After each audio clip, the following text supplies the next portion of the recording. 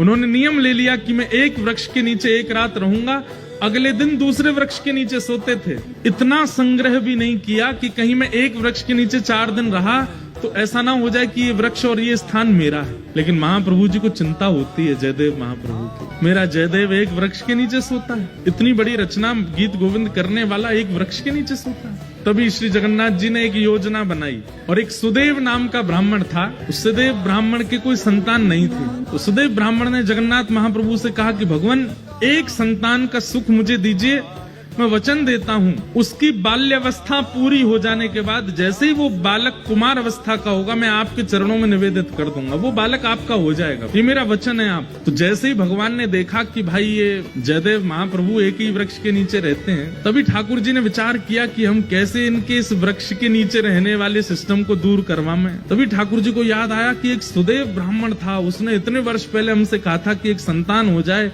वो हमें अर्पित करेगा। ठाकुर जी की कृपा से उस सुदेव ब्राह्मण के यहाँ एक पुत्री ने जन्म लिया। महाप्रभु जी ने विचार किया कि उसकी पुत्री अब विवाह के योग्य हो गई है। महाप्रभु जी ने उसको स्वप्न दिया सुदेव ब्राह्मण को, और स्वप्न में जाकर के उसको याद दिलाया, तुमने हमसे कहा था एक संतान होगी तो तुम हमको अर्पित करोगे, तुम्हारी बेटी हुई, अब भूल गए अपना वचन। अगले दिन ही सुदेव अपनी बेटी लेकर के महाप्रभु जगन्नाथ जी के सामने गया। जय जय, मेरी धृष्टता क्षमा, मैं भूल गया था कि पुत्री आपको अर्पित करनी, मेरी पुत्री आप इसको स्वीकार करो। जैसे ही उसने प्रणाम किया, महाप्रभु जगन्नाथ जी उसके अंतस्थ में आ गए और बोलने लगे, बोले अब ये हमारी हो गई तो हम जहां जाएंगे वहां इसको लेके जाओ, हम जहां चाहेंगे वहां इसको दे आओ। बोले आज्ञा करो।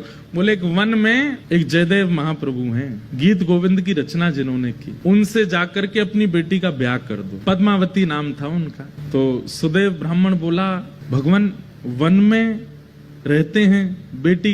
बोले अब ये तुम्हारी बेटी नहीं तो तुम चिंता क्यों कर रहे हो? तुम्हारी बेटी होती तुम चिंता करते ना कि जमाई हमारा कैसा, घर है कि नहीं है, परिवार है कि नहीं, संपत्ति। अब तो ये हमारी हो गई, अब इसके पिता हम हैं, हम इसके लिए योग्य वर ढूंढ